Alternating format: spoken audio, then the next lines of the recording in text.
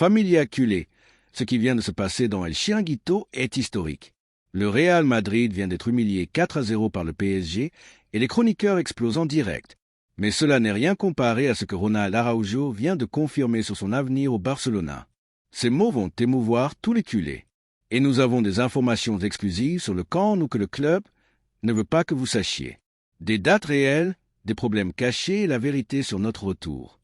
Likez dès maintenant, abonnez-vous et restez jusqu'à la fin, car ces nouvelles vont changer complètement votre perspective sur le Barcelona. Nous venons de recevoir les images les plus marquantes d'El Chiringuito, le programme qui fait bouger le football espagnol, où une guerre totale a éclaté entre les madridistes et les barcelonistes. Et nous ne parlons pas de n'importe quel débat, nous parlons d'analyses qui vont droit au cœur de ce qui se passe dans les deux clubs. Pourquoi ce qui s'est passé aujourd'hui est-il si important? Parce que nous sommes en plein marché des transferts. Le Barcelona est sur le point de retourner au Camp Nou et les décisions prises dans les semaines à venir vont marquer l'avenir de la prochaine saison. Et croyez-moi, après ce que vous allez entendre, votre perspective sur le Clásico va changer pour toujours. Commençons par ce qui a été le thème central de toute la discussion, l'humiliation historique subie par le Real Madrid face au PSG lors de la Coupe du Monde des clubs. Et quand je dis humiliation, je n'exagère pas. Nous parlons d'un 4-0 qui a révélé toutes les carences de l'équipe de Xavi Alonso. Mais voici ce qui est le plus intéressant. Les chroniqueurs d'El Chiringuito, qui pendant des mois nous ont vendu que ce Madrid était imparable, que Mbappé allait remporter le Ballon d'Or, que la Coupe du Monde des clubs allait être leur tournoi, et c'est maintenant de justifier l'injustifiable. Écoutez bien ceci, car c'est de l'or pur. L'un des chroniqueurs dit textuellement « Cette défaite a été utile car le Madrid a maintenant une radiographie claire de ce qu'il doit améliorer. » Sérieusement, ils avaient besoin de se faire marquer 4 buts pour se rendre compte que l'équipe a des problèmes. Et c'est là que les choses deviennent vraiment intéressantes pour nous, les culés, car tandis que le Madrid est humilié à l'échelle mondiale, recevant des critiques de tous côtés, nous construisons quelque chose de solide, quelque chose qui promet d'être spectaculaire. Analysons point par point ce qui s'est passé avec ce Madrid, car il est important de comprendre pourquoi cette défaite est si significative. Premièrement, la réalité de Mbappé. Tout au long de l'année, on nous a vendu que Mbappé allait révolutionner le Madrid, que son arrivée serait le coup de grâce pour dominer l'Europe. Mais qu'avons-nous vu? Un joueur perdu, sans connexion avec ses coéquipiers, incapable de générer l'impact attendu. À El Chiringuito, ils ont admis que Mbappé et Vinicius ne peuvent pas jouer ensemble, que lorsque les deux sont sur le terrain, l'équipe perd son équilibre. N'est-ce pas exactement ce que de nombreux analystes sérieux, y compris nous-mêmes, avions prédit dès le début? Deuxièmement, les problèmes tactiques de Xavi Alonso. Xavi Alonso, l'entraîneur qui devait apparemment mener le Madrid à la gloire éternelle, a une fois de plus démontré qu'il n'a pas de plan B. Lorsque le PSG a mené 2-0 après seulement 8 minutes, le Madrid s'est simplement effondré. Il n'y a pas eu de réaction tactique, pas de changements intelligents, pas de leadership depuis le banc. Et c'est quelque chose que nous, en tant que barcelonistes, devons grandement apprécier, car tandis qu'ils ont un entraîneur qui manque d'idées lorsque les choses deviennent difficiles, nous avons aussi Flick, un technicien qui a démontré au Bayern Munich qu'il sait comment construire des équipes gagnantes, qu'il sait comment s'adapter aux circonstances. Troisièmement, la mentalité fragile. Mais ce qui est le plus préoccupant pour le Madrid et le plus encourageant pour nous est ce que nous avons vu en termes de mentalité. Une équipe qui est censée avoir l'expérience de gagner des Ligues des Champions, qui a des joueurs aguerris par 1000 batailles, s'est complètement effondrée face à la première adversité sérieuse. À El Chiringuito, ils ont reconnu que les joueurs du Madrid traînaient sur le terrain, qu'il n'y avait pas d'intensité, pas d'envie de se battre. Est-ce cette équipe qu'on veut nous vendre comme supérieure au Barcelona? Maintenant vient la partie qui nous intéresse le plus en tant que culés, car tandis qu'à Madrid ils sont en crise totale, nous vivons un moment de construction et d'espoir que nous n'avions pas ressenti depuis longtemps. Et ici, je veux faire une pause pour parler de quelque chose de fondamental, la différence de projet. Alors que le Madrid a misé sur des solutions à court terme, des transferts médiatiques qui génèrent des titres mais pas nécessairement des résultats, le Barcelona construit quelque chose de solide, quelque chose de pensé à long terme. La philosophie de Flick contre l'improvisation. Hansi Flick est arrivé au Barcelona avec des idées claires. Il n'est pas venu pour improviser, il n'est pas venu pour voir ce qui se passerait. Il est venu avec un projet défini, avec une manière spécifique de jouer, avec des objectifs clairs, à court et à long terme. Et qu'avons-nous vu jusqu'à présent? Une équipe qui commence à montrer des signes de ce qu'elle peut devenir. De jeunes joueurs qui grandissent sous sa tutelle, des vétérans qui retrouvent une seconde jeunesse, surtout une idée de jeu qui commence à prendre forme. Comparez cela avec ce qui se passe à Madrid. Xavi Alonso est au club depuis des années et nous ne savons toujours pas quel est son plan. Vont-ils jouer avec Mbappé et Vinicius ensemble? Vont-ils sacrifier l'un des deux? Vont-ils changer de système? Personne ne le sait, pas même eux. Le facteur jeunesse. Mais il y a autre chose qui m'enthousiasme énormément en tant que barceloniste, c'est le facteur jeunesse. Alors que le Madrid mise sur des joueurs qui ont déjà passé leur meilleur moment ou qui arrivent avec le poids d'attentes impossibles à satisfaire, nous voyons grandir une génération dorée, Pedri, Gavi, Baldé, Cubarsí. Ces jeunes ne sont pas seulement talentueux, ils ont faim, ils ont cette mentalité gagnante qui se forge à la Masia, cette compréhension du jeu qui ne peut pas s'acheter avec de l'argent. Et quand je vois les images de ces joueurs s'entraînant avec Flick, quand je vois l'intensité qu'ils montrent, quand je vois comment ils assimilent les idées du technicien allemand, je ne peux m'empêcher de sentir que nous sommes devant quelque chose de spécial. Mais maintenant vient la bombe informative qui va vraiment impacter tous les culés. Nous avons des informations exclusives sur le retour au Camp Nou qui change complètement ce que nous pensions qui allait se passer. Selon des sources très proches des travaux du Camp Nou, des sources qui travaillent directement sur le projet, la situation est beaucoup plus complexe que ce que le club nous a raconté. Et ici, je vais être complètement transparent avec vous car je crois que vous méritez de connaître la vérité, la réalité des travaux. Le Barcelona avait officiellement communiqué que le Gampe allait être l'événement marquant le retour au Camp Nou. Nous étions tous enthousiastes, nous attendions tous ce moment historique, mais la réalité est que les travaux sont beaucoup plus en retard que ce qui nous a été dit. Des techniciens qui supervisent les travaux pour la mairie de Barcelone nous ont confirmé qu'il y a beaucoup de retard. Et quand je dis beaucoup, je parle de semaines, voire de mois de retard par rapport aux délais initiaux. Pourquoi cela se passe-t-il? Plusieurs facteurs compliquent la situation. Premier facteur, les modifications du projet. Le Barcelona a apporté des modifications significatives au projet original. Cela signifie qu'ils ont dû demander de nouveaux permis, réviser de nouveaux plans, et cela génère inévitablement des retards. Quand vous changez quelque chose dans un projet de cette envergure, ce n'est pas simplement faire le changement et continuer. Il faut tout réviser. Il faut s'assurer que tout est conforme aux réglementations. Il faut garantir la sécurité. Deuxième facteur, la complexité technique. Nous parlons d'un projet mastodonte. Ce n'est pas construire un stade à partir de zéro, c'est rénover complètement un stade historique tout en conservant son essence. C'est un défi technique énorme qui nécessite des solutions innovantes et du temps pour les mettre en œuvre correctement. Troisième facteur, les permis et la sécurité. La mairie de Barcelone, et cela doit être reconnu, collabore beaucoup avec le club. Ils leur ont permis de travailler 6 jours par semaine, de travailler 24 heures d'affilée dans certains cas. Mais en même temps, ils ont la responsabilité de garantir que tout est fait correctement, que toutes les réglementations de sécurité sont respectées. La demande pour 60 000 spectateurs. Voici quelque chose qui m'a énormément surpris. Le Barcelona a fait une demande à la mairie pour que le Gampe puisse jouer avec 60 000 spectateurs. 60 000. Rendez-vous compte de ce que cela signifie? Ce n'est pas simplement avoir le stade prêt à accueillir du public. Cela signifie avoir tous les accès fonctionnels, tous les systèmes de sécurité opérationnels, tous les services de base fonctionnant parfaitement. Et selon nos sources, cela est presque impossible pour la date du Gampe. Les dates réelles. Alors, quand pourrons-nous vraiment retourner au Camp Nou? Les sources techniques parlent de fin septembre, octobre. Ce serait la date la plus réaliste pour que le stade puisse accueillir un nombre significatif de spectateurs avec toutes les garanties de sécurité. Cela signifie que les premiers matchs de championnat devront très probablement se jouer en dehors du Camp Nou.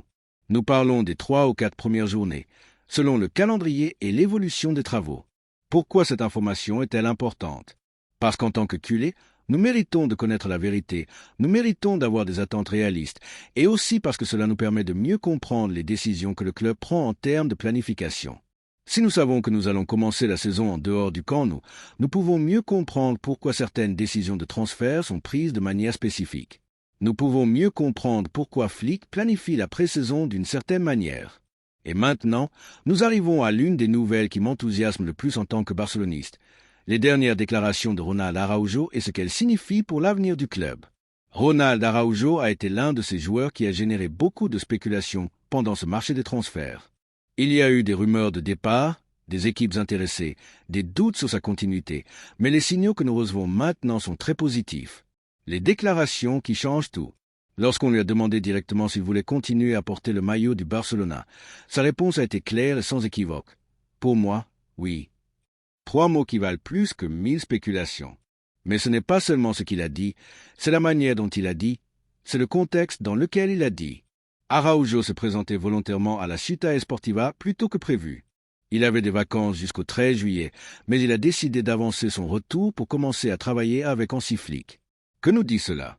Cela nous dit qu'il est un joueur engagé, qu'il veut être ici, qu'il veut faire partie du projet qui se construit. L'importance stratégique d'Araujo. Ronald Araujo n'est pas un joueur ordinaire. C'est un défenseur central de 25 ans, à l'âge idéal pour un défenseur, avec une expérience internationale, un caractère de leader et une compréhension du jeu du Barcelona qui ne s'improvise pas. À un moment où le club mise sur la jeunesse, avoir un joueur comme Araujo est fondamental. C'est cet équilibre parfait entre expérience et projection, entre présent et futur. Et d'un point de vue tactique, c'est exactement le type de joueur dont Hansi Flick a besoin. Un défenseur central qui peut jouer haut, qui peut sortir avec le ballon, qui peut diriger la ligne défensive tant sur le plan technique que mental. La clause et les dates clés. Voici un détail très important que tous les culés doivent connaître.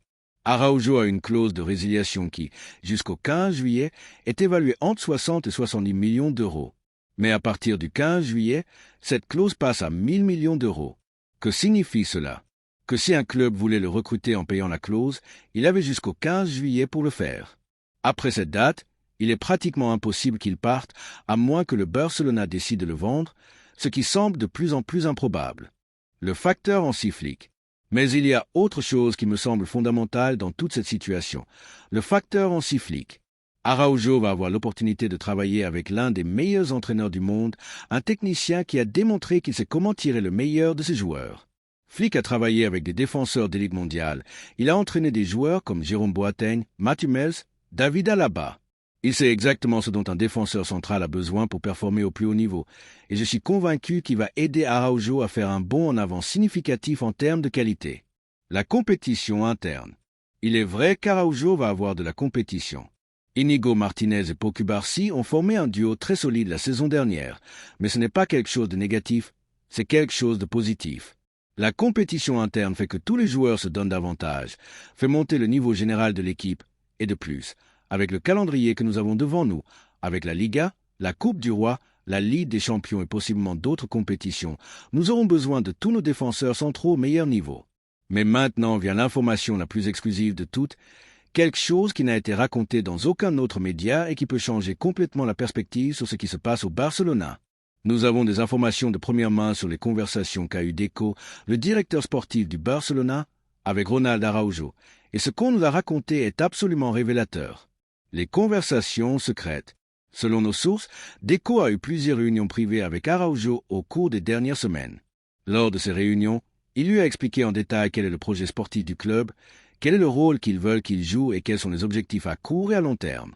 Mais le plus important de tout, c'est qu'ils lui ont garanti qu'il sera une pièce fondamentale dans le schéma de Hansi Flick. Nous ne parlons pas de promesses vagues, nous parlons d'engagement concret sur son rôle dans l'équipe. Le plan tactique de Flick. Et voici quelque chose qui va enthousiasmer tous les culés.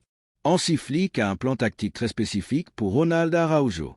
Il veut l'utiliser non seulement comme défenseur central, mais aussi comme pivot défensif dans certains matchs, surtout contre des équipes qui pressent très haut. Cette versatilité tactique est quelque chose que Flick valorise énormément. Au Bayern Munich, il a utilisé David Alaba de manière similaire et les résultats ont été spectaculaires. Araujo a les caractéristiques physiques et techniques pour jouer ce rôle à la perfection. Les garanties économiques. Mais il y a aussi un aspect économique qui est important à mentionner. Le Barcelona a garanti à Araujo que, indépendamment des difficultés financières que le club pourrait rencontrer, sa renouvellement et son augmentation salariale sont assurés. C'est un signal très clair que le club le considère comme un investissement à long terme, une pièce fondamentale pour l'avenir. Et pour un joueur de son âge et de sa projection, ces garanties sont fondamentales. Maintenant, je veux faire une analyse comparative qui, je crois, sera très révélatrice pour vous tous. Comparons la situation actuelle du Barcelona avec celle du Real Madrid, mais pas d'un point de vue émotionnel, plutôt d'un point de vue purement objectif. Projet sportif. Le Barcelona a un entraîneur avec des idées claires, un projet à long terme basé sur le centre de formation et des transferts intelligents et une philosophie de jeu définie. Le Real Madrid a un entraîneur qui improvise au fur et à mesure, des transferts médiatiques sans cohérence tactique et une dépendance excessive aux individualités. Gestion du centre de formation. Le Barcelona mise fortement sur les joueurs de la Masia, leur donnant de réelles opportunités, construisant l'avenir sur des bases solides. Le Real Madrid a pratiquement abandonné son centre de formation. Il préfère dépenser des fortunes en transfert plutôt que de miser sur sa jeunesse. Stabilité institutionnelle. Malgré les difficultés économiques, le Barcelona a une direction claire, un projet défini, une stabilité dans les décisions sportives. Le Real Madrid vit sur les succès du passé, sans une vision claire de l'avenir, avec des décisions erratiques sur le marché des transferts. En regardant vers l'avenir, et cela m'enthousiasme énormément en tant que barceloniste, je crois que nous sommes à un moment historique pour le club, non seulement pour le retour au Camp Nou, non seulement pour l'arrivée de Hansi Flick, mais pour la confluence de tous ces facteurs. La saison 2024 à 2025. Cette saison qui vient va être fondamentale pour l'avenir du Barcelona. Ce sera la saison où nous verrons si le projet de Flick fonctionne vraiment, si les jeunes de la Masia sont prêts à faire le saut définitif, si l'équipe peut rivaliser au plus haut niveau dans toutes les compétitions. Et j'ai le sentiment, basé sur tout ce que nous voyons, sur tous les signaux que nous recevons, que ce sera une saison spectaculaire. Le retour au Camp Nou. Lorsque nous retournerons enfin au Camp Nou, et cela va arriver plus tôt que beaucoup ne le pensent, ce sera un moment magique.